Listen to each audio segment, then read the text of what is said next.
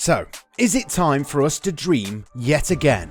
One of the wildest dreams of any football lover, regardless of what team they support, would be to see some of the greatest players of all eras take the field while wearing the same colours, fighting for the same cause, celebrating and consoling each other over the course of at least a few months. For more than a decade, we've been watching Cristiano Ronaldo and Lionel Messi battle it out to be considered the best in the business. Both men made a mockery of the Ballon d'Or awards and racked up a frightening amount of goals in Spain, while capturing the hearts of millions of the game's faithful followers around the world. Where Messi and Ronaldo go, the world follows. But there is a teensy-weensy bit of disappointment inside us and, or maybe it's just an aching, a longing to see these two greats play alongside one another. The prospect of seeing two of the greatest players to have ever graced the game makes us imagine things that put smiles on our faces. While it wasn't possible a few years ago, this time around, seeing the two players teammates has become a distinct possibility. With Messi now at Paris Saint-Germain and Ronaldo's contract at Juventus set to expire next year, who can bet against the French side's Qatari owners to not make a move that would send shockwaves around the globe? Hey everyone, welcome to that one channel where the perspective is a little bit different. Goal Side. This time around, I'm not even going to ask you to subscribe. Just go through all our content, have a look at the comments section, and see why you need to take a fraction of a second to become part of our growing family. Today, our major focus will be on Ronaldo's rumoured move to PSG, but some really fun things happened and those need to be discussed. For example, Arsenal lost the opening game of the season at the hands of a side that played in the English top flight after a 74-year absence. But was the result surprising? Did you see the latest set of Arsenal memes on Twitter? Also, Chelsea rate Tammy Abraham at €50 million? Does that make sense?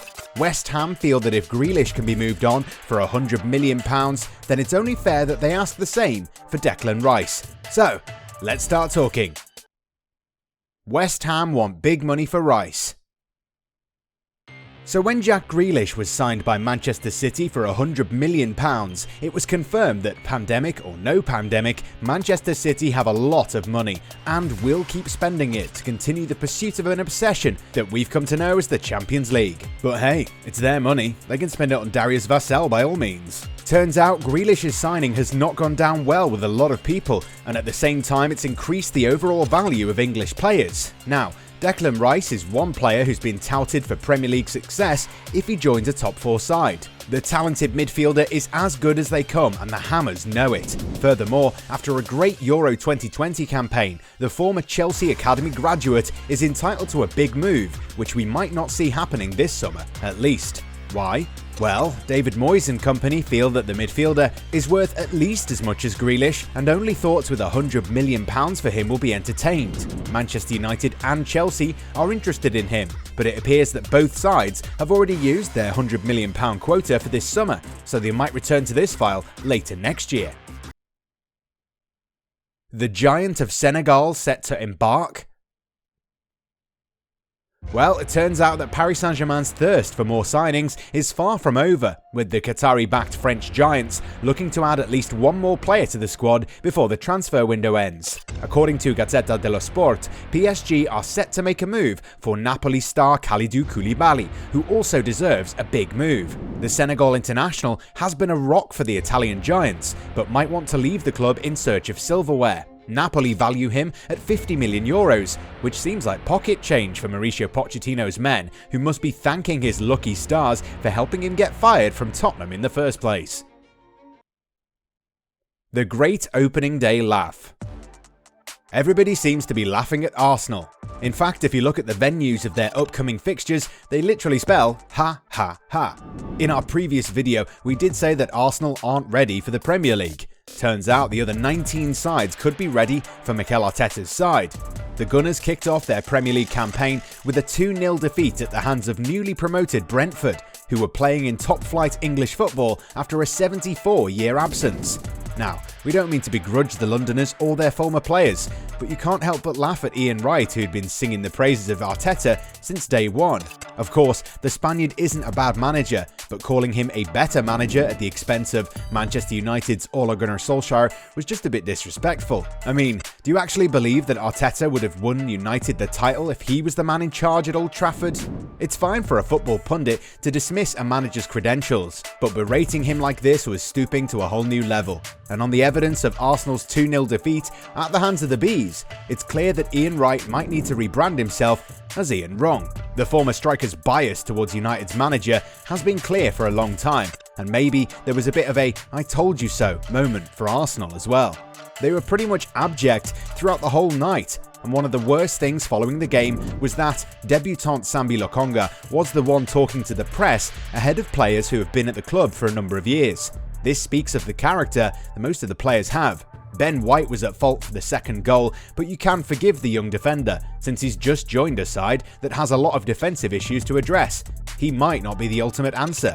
New season, same old Arsenal. Their upcoming set of fixtures aren't going to be easy, and you've got to feel that Arteta must be under some pressure to deliver. Question is, can he? The reunion we want. Right, back to today's main story. Paris Saint-Germain have done well for themselves this summer. They signed Achraf Hakimi from cash-starved Inter Milan, then they convinced Gigi Donnarumma to leave AC Milan as a free agent and sign for them. Then there was Sergio Ramos deciding to come to Parc des Princes. But the biggest thud was heard when they swiftly secured Lionel Messi's signature the moment it was confirmed that it was over between him and Barcelona. That was quite a coup, and something that would surely have caught a lot of the PSG players off guard too. Of course, Neymar knew what was happening, and so did Leandro Paredes. Many people expected that Messi's arrival would convince Kylian Mbappé into signing a contract extension that he's been holding off for quite a while. The Frenchman apparently still doesn't see a future at the club and wants to go to Real Madrid of all places, despite the fact that Los Blancos are no longer the force that they were a few years back. But the heart wants what it wants, and if Mbappé wants to go to Spain, PSG might eventually not stand in his way. I mean, if the World Cup winner really wants to play at a club whose attacking trio isn't even in the top 10 of the world, then it's his choice. PSG eventually will find someone. They always do. And it seems that Nasser Al-Khelaifi already has a target in his sights. The club's CEO has reportedly identified Cristiano Ronaldo as the player who would replace Mbappé. The Portuguese legend becomes a free agent next year because Juventus might not want to extend their contract with a player who's quite a heavy burden on their feeble finances. PSG, on the other hand, are swimming in wads of cash. So, yes, we won't laugh if you dream about Messi and CR7 playing on the same team. It's suddenly become a distinct possibility. PSG have the finances to make this move, and at the same time, they don't want to create a situation where they become a club that stands in the way of a player who wants to seek a new challenge. A few days ago, Lille star and Portugal international José Fonte said that he's told Ronaldo on numerous occasions that he should come to France. Obviously, he's not going to join Lille, but perhaps the former Manchester United man will be open to just one last European adventure before he goes to the MLS, which is not a prediction, but a spoiler. We still have a year left, but wow, the very thought of seeing those two celebrating goals together and sharing silverware is just overwhelming. I mean, I literally have goosebumps. Do you?